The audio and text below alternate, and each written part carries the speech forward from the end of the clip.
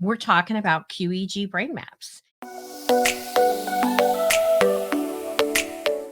And it's something people ask me about. We're going to dive into what is a brain map, what areas that it can help with, how is it diagnostic, how is it not, and really what does it show us about the brain and what it is doing and what it's not, and why it's just such an amazing tool for helping us to really check under the hood and get to the bottom of what is going on, whether it's a child, whether it is yourself, right? For adults. So it's used for many reasons. So let's talk about a brain map.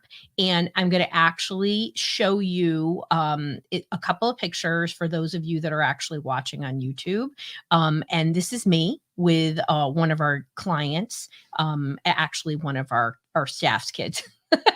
Doing a brain map, and it's a really simple process, and I'm going to explain so that you can hear what it's like. So this is we call him NeuroNed at our office, and please know this is not really on properly, and Nancy, who's probably watching, is probably like, Roseann, it's not on, but I just wrangled it on. So, what a QEEG, what is a brain map, right? What does it do, and how does it work? So a brain map is a technique, a method, whatever you want to call it, where we use a cap, we measure the surface electrical activity of the brain, and that data is analyzed. Some databases are clinical, some are normative. It depends on what you do. And there's lots of arguments in our fields. The neurofeedback is a very patriarchal field, and that means there's a lot of guys trying to, argue over their method and equipment. We don't do this, women. But there's lots of arguments. Essentially, it is the same process regardless of the database. So that database gives you a visual representation of what the brain is doing. Like, is this area working? This area not working? And if you're listening to me and following me, I talk about things overworking and underworking. And there would be a range of behaviors that you would see based on if it's underworking and overworking. That's why if you've ever had a brain map with me, you're completely freaked out that I start off all of my diagnostic intakes with just the brain map, because I don't want to hear everything else. Let's talk about what the brain is telling us what it can do. So when something is underworking, right, you're going to see things like inattention, withdrawn behaviors, slow processing, fatigue. You're going to see those kind of things. When it's overworking, you're going to see, you can still see some of those areas, but really you might see anger, you might see irritation, you might see high level anxiety, OCD. My PANDAS kids will have brains that have areas that are on and off, and every area is different, right? So when we're going to go into what does it look like, I'm going to show you some examples, but I'll talk you through it for those of you that are listening. But as NeuroNed likes to show us, and it is our visuals, you're putting a cap on. There are different size caps.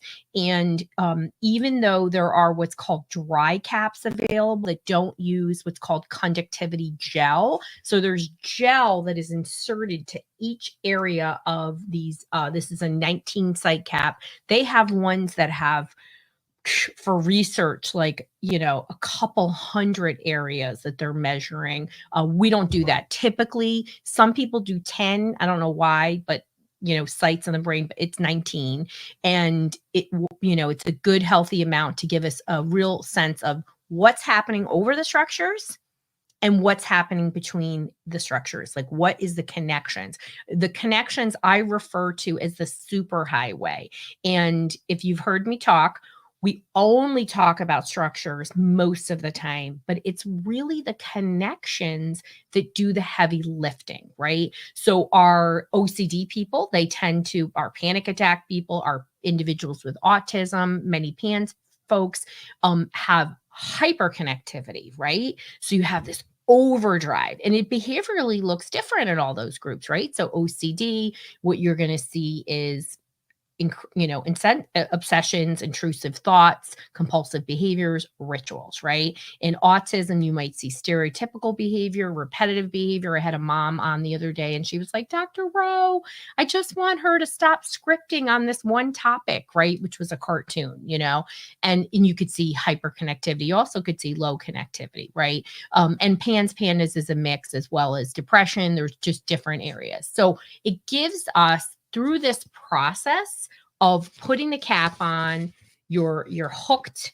This is like the fancy rainbow thing that's hooked to a computer. It's going to measure it. And then, what happens next, right? And this is all about, how brain mapping works, right? So we measure it, put it in a database, and then with me, what are you going to do? So I then have my savant qualities where I look at a brain map, and there's very few of us that read brain maps. A lot of people send theirs out to be analyzed elsewhere. There's nothing wrong. Like, it's just that with me, you're getting that expertise that I've done well over 10,000. I stopped counting at 10,000. And if you are interested in working one-on-one with me and our team, you can go to drroseann.com/help. This is for people who are sick and tired of whatever issue that they have. Like, we take 6 months with you. This is not just neurofeedback. This is an incredibly comprehensive approach where we look at, nutrition, supplements, lifestyle, your whole ecosystem is what I say. So whenever somebody says like, why are you so different? Or, why do you have a 6-month program? Because that's what works. So, if you're really sick and tired of being sick and tired, or that issue not going away, or you're really, like we had somebody come this week because, they're afraid of what's going to happen beyond 8th grade. And I was like, I'm so glad you're here, because we have lots of time to get that working. But that brain mapping, that's how the actual physical process, put the cap on, squirt some gel in there. We, at our office, we're highly experienced with sensory kids.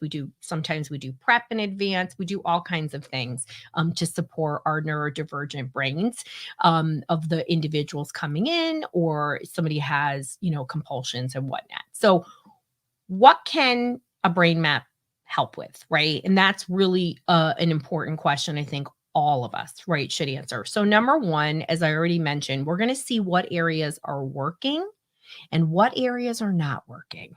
And when an area is working, it can do this. When it isn't working, it can't do this. Or it's overworking, it's doing too much. I had a dad this week, and he was like, that was the most mind-blowing thing of your intake with you, that I got to understand what my son's overworking, why we couldn't stop the behaviors, why the talk therapy wasn't working, why the OT wasn't working. And because, remember, if you're my followers, got to calm the brain, then teach new skills, right? It's can't stick. I talked to somebody this week, and they were like, well, we're already signed up for executive functioning coaching.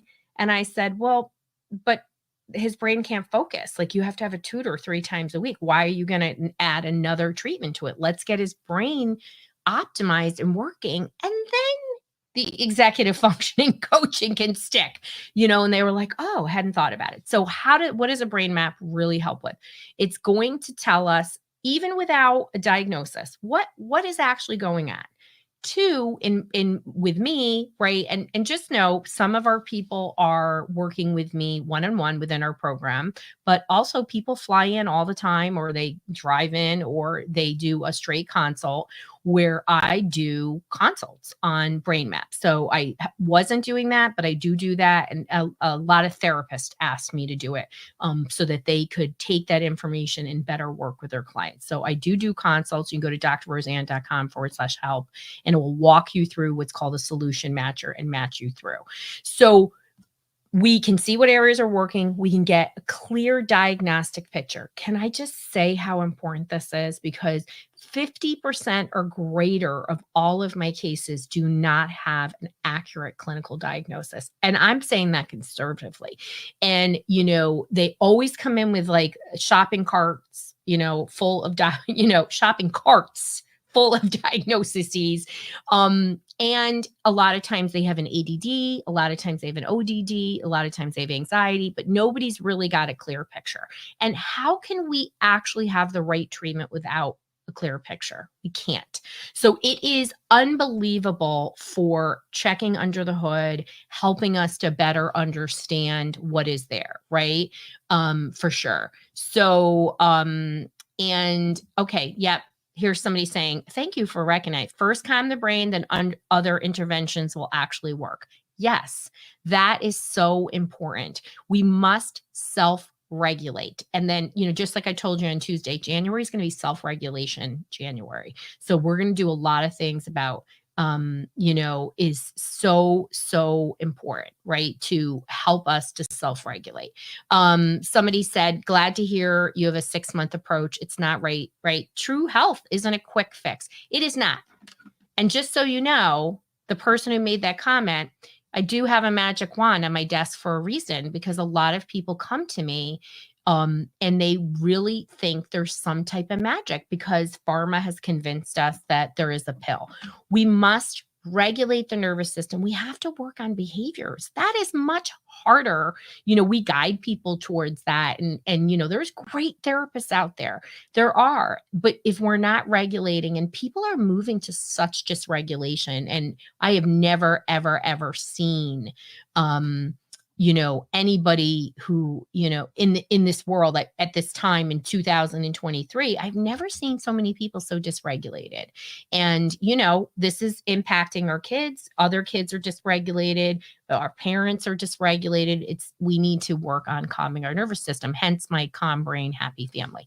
So let me show you some more pictures. I know there's some great questions. Please ask away. And so you can kind of get a sense. So somebody's asking, what's our process? How do we work? And this is my unique process in my trademark program. It actually should have a registered trademark, but I either do a brain map, right? On occasion, some of my people, their kids might be too dysregulated. They might be too far away. And we do a brain check first, which is an intake. So there's always an intake with me. I create a care plan.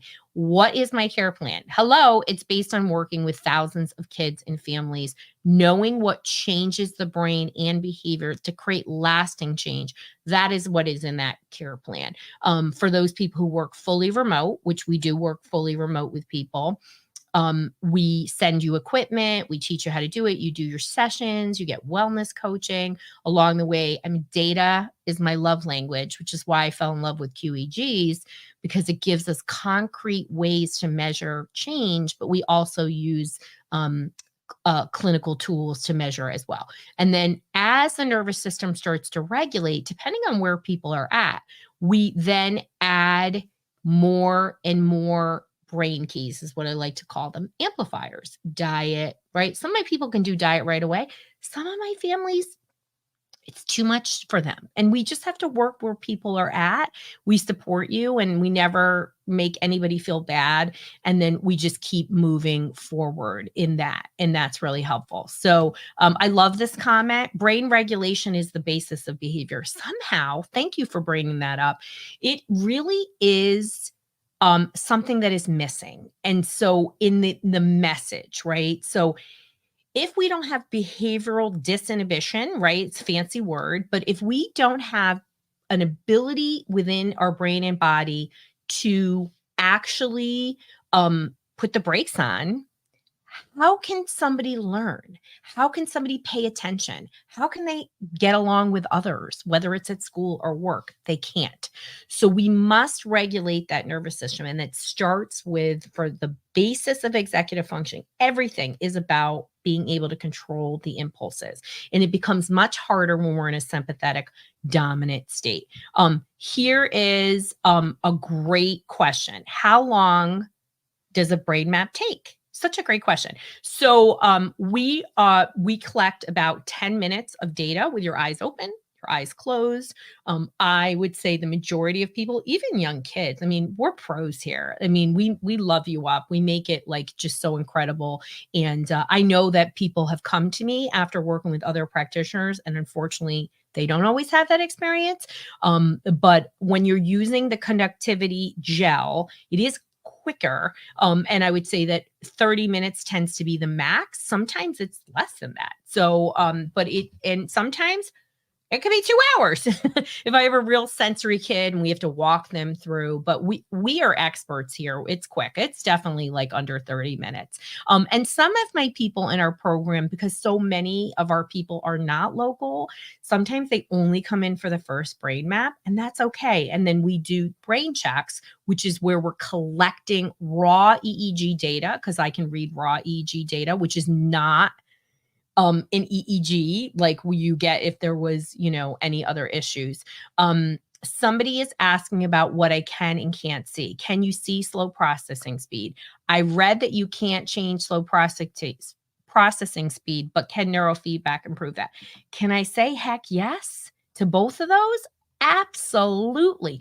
So, first of all, you absolutely can see processing speed. You can see very clearly. And when you know the brain, like I do, because I was trained in, I did neuropsych testing, psychoed testing for all those, 20 something years. And hello, I have a doctorate.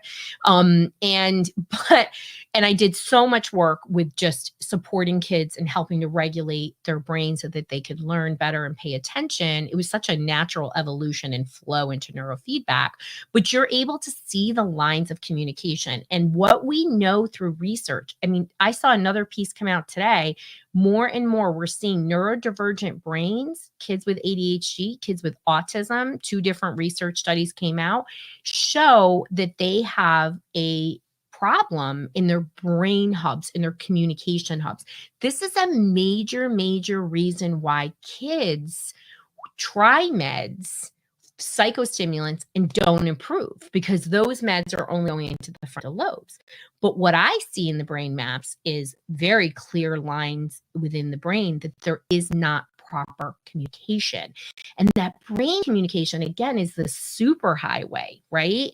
So, and that's really important because nobody's talking about it. They don't understand. And that's why neurofeedback is amazing, because what does neurofeedback do? It is an improved brain communication, and it does it like really honestly nothing else. It's incredible. Somebody is asking if neurofeedback training affected. So first, it's in the book, 41 pages. So feel free, and we have lots of blogs to talk about research. So yes, so it is lasting change over time. The research tells us that as far as 10 years out, that the brain has sustained the changes. Let me tell you my anecdotal support for this. So lots of people do neurofeedback. They move on, and I never see them again. And they get better. And some of them have even come back to work as staff, because they've been so thrilled with their kids as their kids get older and they come back. And if you've listened to the episode with Alex, who is why I did neurofeedback, he did neurofeedback elsewhere. And 20 years later, not only has he sustained the changes, and just if anybody hasn't heard the story, he to this day has the worst case of ADHD, would have been labeled autistic, that I've ever seen of anybody, including me working in the roughest clinics and residential treatment centers, truly. So he is amazing. Like, he is amazing. He's not the same. So behaviorally dysregulated that I couldn't test him in a room with a window because he would have climbed out of it. He is as chill and accomplished with his master's degree as possible. So Rachel is saying, hearing success stories surely gives hope. Yes, it does. So, I'm all about hope. And when our babies, as a mother of 2 neurodivergents, you worry, and so you want to hear, how are these things working? Yes. And somebody's saying ASD is a communication issue. Absolutely. It's a communication issue in the brain. And people with autism, we know through postmortem studies that about 72% have brain inflammation. So it's also a disorder of brain inflammation, and there tends to be an excessive amount of delta. So one of the things that we, can see, and I'm going to show you some examples, is that what happens in a brain? Like, what am I actually seeing, right? So, so I'm showing a brain of somebody with ADHD, and I'm going to walk you through it. And this is what one of the ways that the brain map looks. And I have all different views, but I just find this to be very easy to understand. So when a brain has low functioning in my database, it's blue. Okay. So this is somebody pre and post neurofeedback brain maps with ADHD. Okay. And most people are doing about 40 or so sessions. I have some people who do a lot more, and they tend to be autistics, but most people are doing somewhere around that. Doing anything less than 20 sessions is literally a complete waste of time. I don't care what people tell you. It's just not enough to create lasting change in the brain. Always think of it like building a muscle. Okay. And that's why our program includes 40 sessions. And we know that's sort of a sweet spot. Some people do more, but a lot of people don't. So this is somebody very low activity. And what's really, really important to understand about ADHD, right? This is how we know when somebody has ADHD. Their brain patterning, when I am reading a brain map, it's about brain patterns. We know very clearly that certain patterns are associated with certain clinical behaviors, clinical issues. So that's how which again isn't always the case with people, this is like, go back and listen to why you should get an expert. I'm an expert, people. I train other people. That is what the 32 years, soon to be, more years of experience is. So ADHD, too much activity in the low frequencies frontally, which is delta, and then no focused brain waves, beta. This is a classic example of it. This was somebody in 40 sessions. Green is healthy. They literally went to almost 100% normal brainwave activity with training. They also did supplements because we're in our program. And I can't say what they are because they're all unique. And I'm sure they did some level of diet cleanup. I require at least 25% diet change. I think that's really, really, really important. Somebody's asking to share more success story like, Alex, because that's exhilarating. Oh, I mean, I hope like there are so many success stories for people that come out of it. Our program, it's amazing. Like, it's amazing. Somebody told me today, or I should say this week, I did a case with somebody with anxiety, and we completed our program, and she was like, night and day. This was a kid that was anxious and abrasive and angry. And, I always call it the Viper syndrome, right? So all stemming from anxiety, right? And she came in on the recommendation of a friend of theirs, who their kid had a tremendous amount of success with ADHD. She was like, I can't believe, like, literally those behaviors are 100% gone, no longer there. And what really started to happen is they started to see, like, wow, where was this anxiety coming from?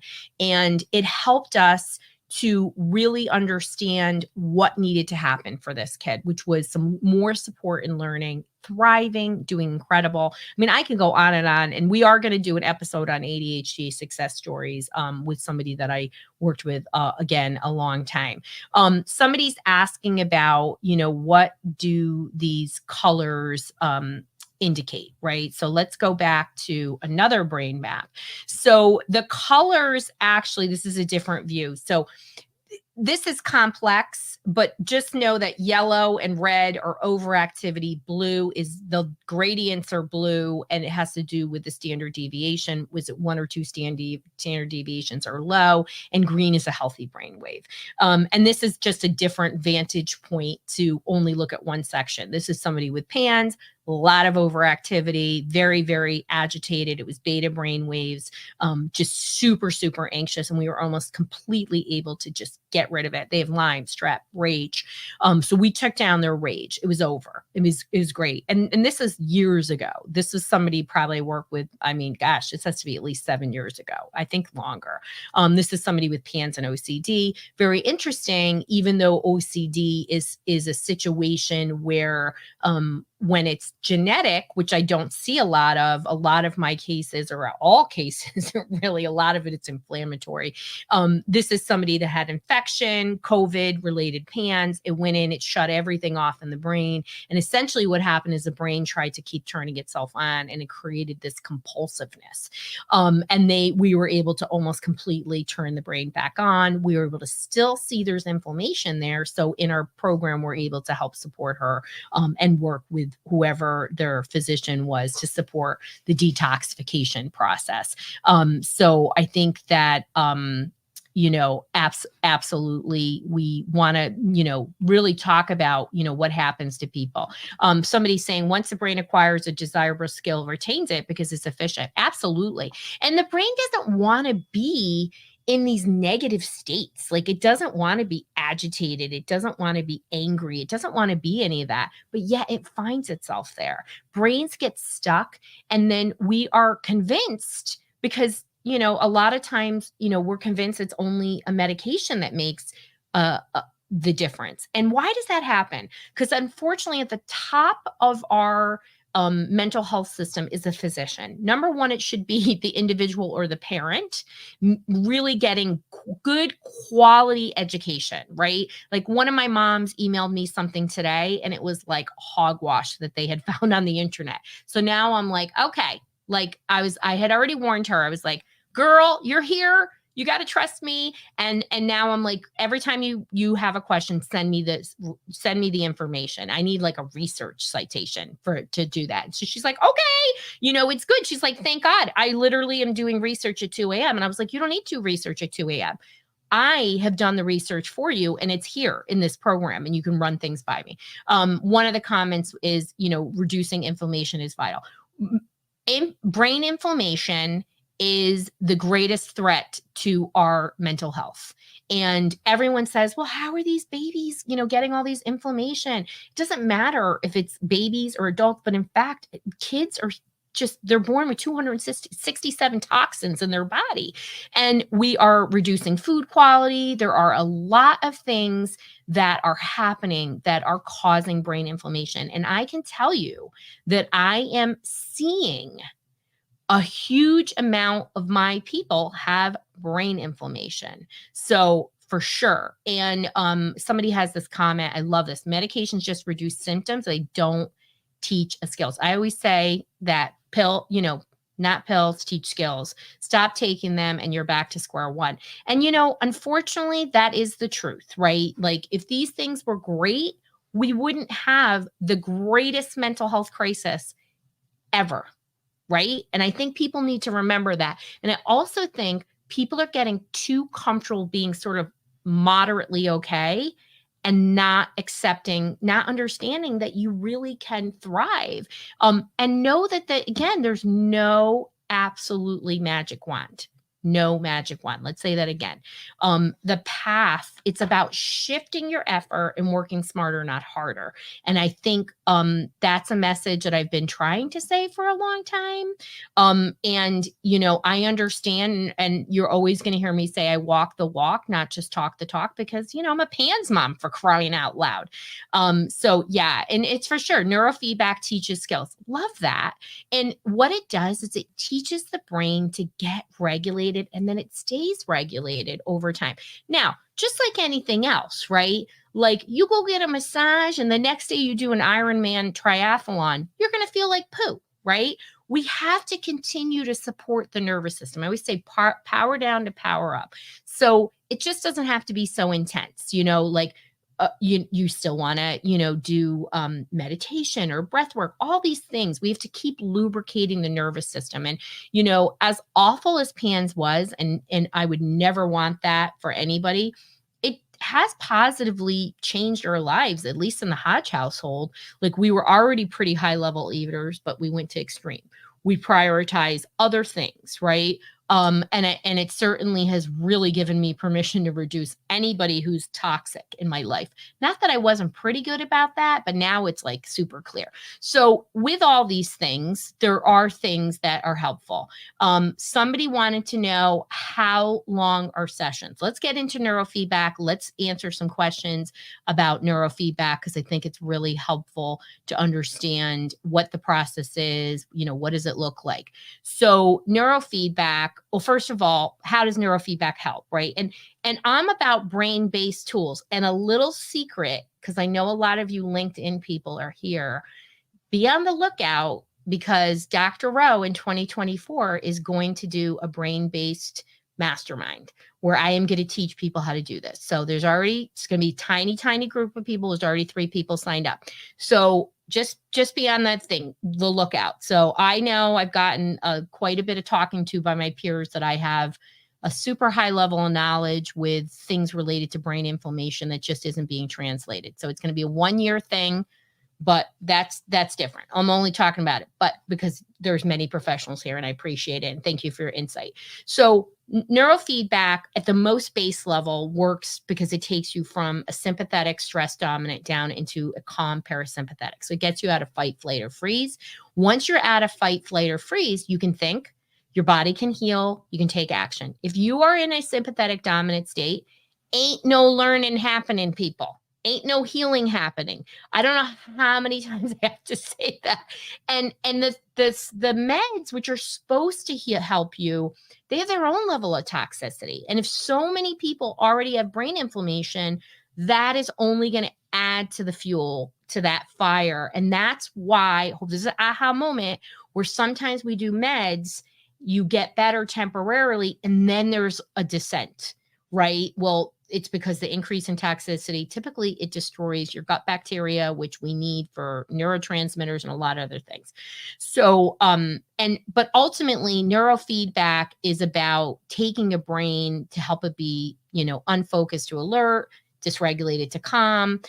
Lots of research, positive stuff. Go back and listen to the other episodes. I don't want you to, spend time doing it, but how does it actually work physically? So you're not putting the cap on. I do EEG neurofeedback. All neurofeedback is good. There's a right kind of neurofeedback at the right time. I've been getting a lot of people calling me and telling me they did lens, which is totally different. That is really just good for stress. Please don't do it if you have complex cases. Also, people doing other forms that don't directly train specific areas. My people need training in specific areas. I've trained, tried other forms of training. It does not work for my people. No bashing of any other kind. And if you have a question about whether this could help you, maybe you've tried and it didn't work, I get a lot of cases. I would say probably about a quarter of my cases are people that have tried neurofeedback before, and it didn't work. They come to me because I know what I'm doing. How about that? And I will honestly evaluate your case and tell you whether I can take it or not. I mean, it's just the way it works. So you go to drroseann.com/help if you are interested. So it provides reinforcement to the brain. That is how neurofeedback works. The computer is not giving you anything, not like infraslow. What you're doing is it's measuring. I've made a protocol and it's going to get reinforced. And just think that you're getting on a treadmill and you're walking right out of the gate. And the more you walk, the more you build that muscle. You don't have to learn how to walk.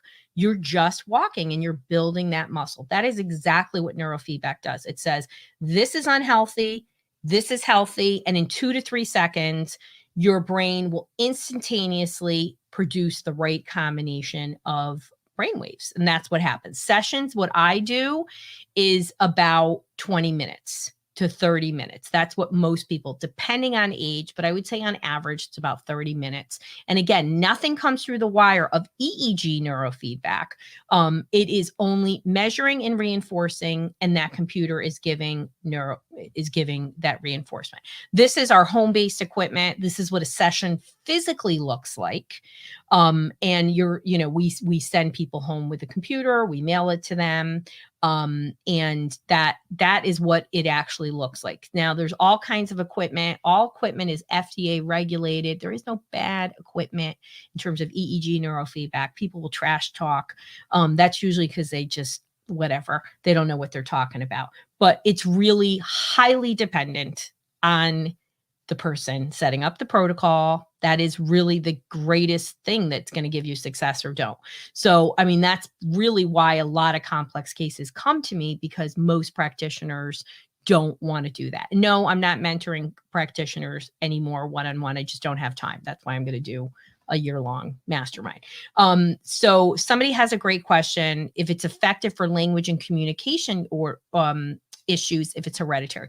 So it doesn't matter if the issue's hereditary, genetic variant, acquired, doesn't matter what it is. Okay. So what it's going to do, right? One, we look at the brain map, we let the brain map, or I let the brain map say, wow, this is a trainable brain. Sometimes I get a brain, and I'll get back to your communication issue, and I'll say, wait, we need to do this, this, and this before we do neurofeedback. That's what the clinical experience gets you. It might not even be anything I offer. It might be something else as we prepare. It happens.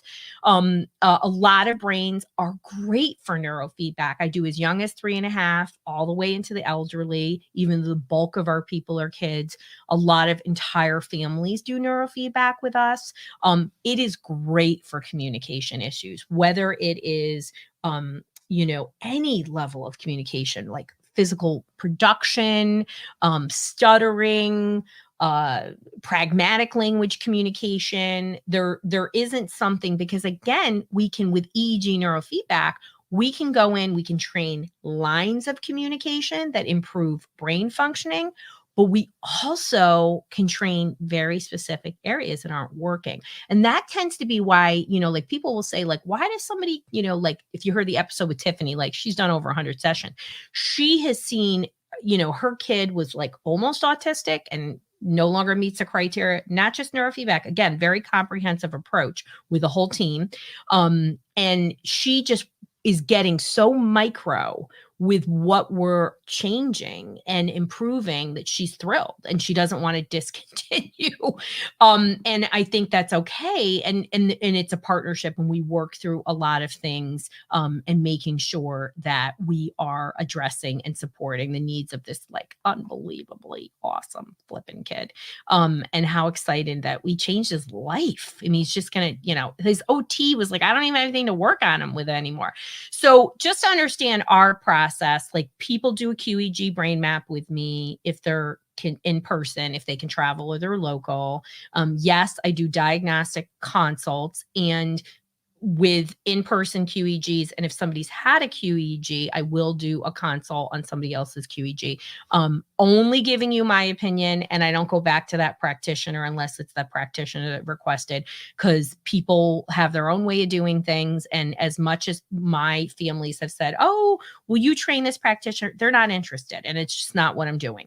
So it's just to give you my professional opinion. When you don't come in, it's just an educational consult. It's not a diagnostic assessment. I have to have seen you legally. If you're in the states of Connecticut and New York, I have to do that.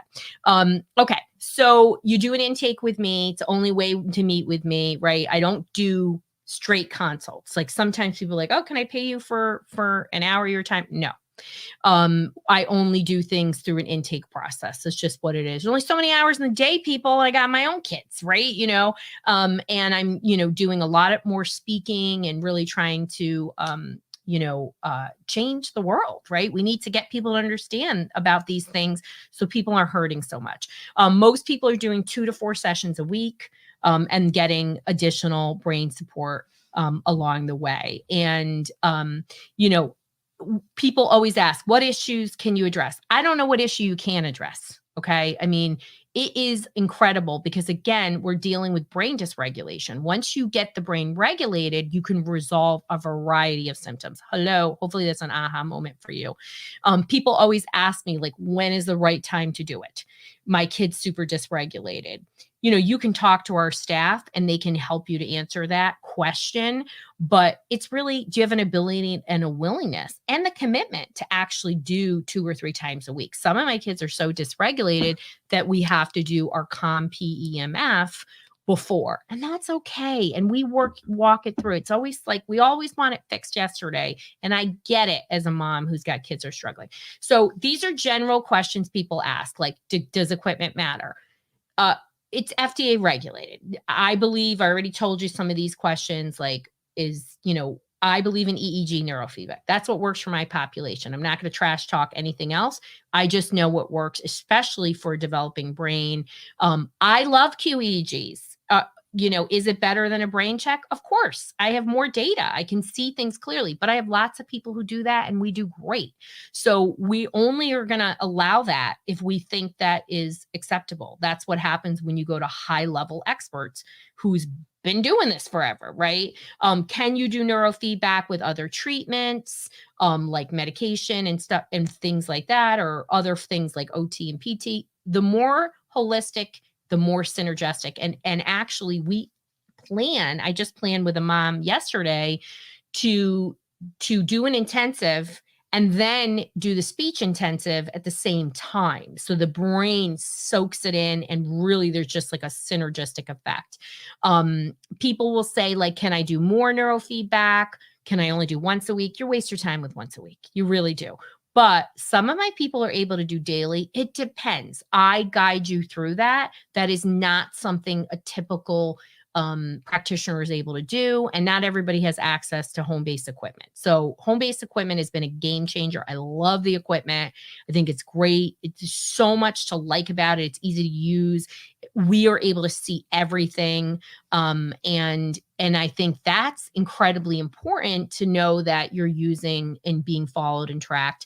And just know the research is incredibly solid. 10,000, thousands of research study, 3,000 peer reviewed. When you see negative things about neurofeedback, it's really because somebody may not have followed the prescription, like, they bagged out after 10 sessions. People call me and say, oh, I've done 3 sessions. Like, shouldn't I notice something? I'm like, clearly you haven't read the 14 million pages of documents or heard me and the video in advance and the video after, and I get it. We want, like, again, we want the magic wand. So, but yeah, for sure. So people are asking like very specific questions about loss of oxygen at birth. So a large percentage of the people I work with have head injury, acquired head injury, birth trauma, anoxia, damage at birth, which I know is so scary to hear that.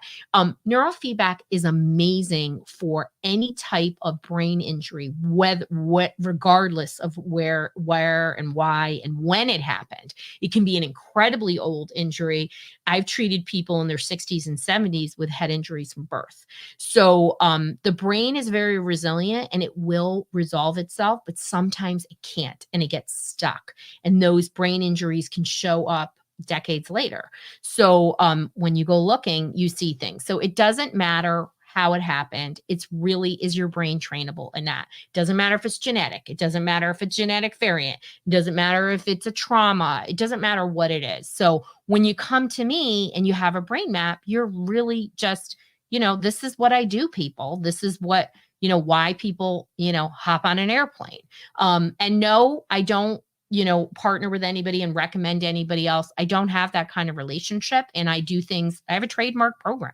I don't know anybody who's doing it the way that I'm doing, and that's okay. But you can go and find a certified provider. I'd say absolutely only work with certified provider.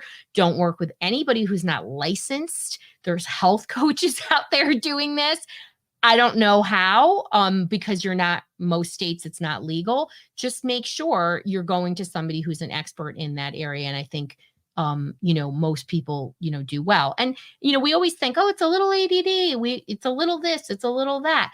But a lot of times it's much more complex. Right before I got on, I looked at somebody's brain map and, it was somebody who had tick-borne infection. And the good news is the tick-borne infection had resolved, but there were areas that were still shut off, but also I was very clearly able to see learning and processing problems. So it gives us a clear direction. It also cleared up, well, I don't see active infection. And please know that this is somebody that's being medically followed. This is not something I just said, oh, yeah, there's nothing here. We always want to substantiate when it comes to infections and toxins. We need lab work. But we can still see it in the brain, and we can see, when I see somebody with gut problems, because I can see that in a brain map. Not most people can, because I understand the patterning. I send them for stool testing, So if you're interested in working, I hope this was like a good conversation. You guys have been amazing. I'm so excited. You had so many questions. I'm going to be monitoring. If you're watching live, I'm going to be monitoring the chat. Please pop some questions in. If you are interested in working one-on-one with us, if you are like, this is it, I've got to do something different, go to drroseann.com/help. I know everybody wants to work one-on-one, but we are going to be doing more and more and more things, not just our neurotastic multi-mag brain formula, which, if you're not on, please get on, because it's awesome. I'm super excited about all the things that I'm reading and the responses and the testimonials. But we are also doing a community for parents and with different levels, and we have way more offerings that are coming. So, but this solution matcher will guide you to the right place in your journey. And, please consider a QEEG Brain Map. I hope I enlightened you. It is the most unbelievable diagnostic tool. And it saves so much time and hurt that kids and families experience, because you're able to see the issue. So even if you're not doing neurofeedback, because maybe that's something you don't want to do, at least, we do QEEG Brain Maps, and we guide you to the right steps of what needs to happen. So wherever you are in the journey is exactly where you need to be. You got to take an action. And I hope today you felt like taking an action towards a QEEG Brain Map.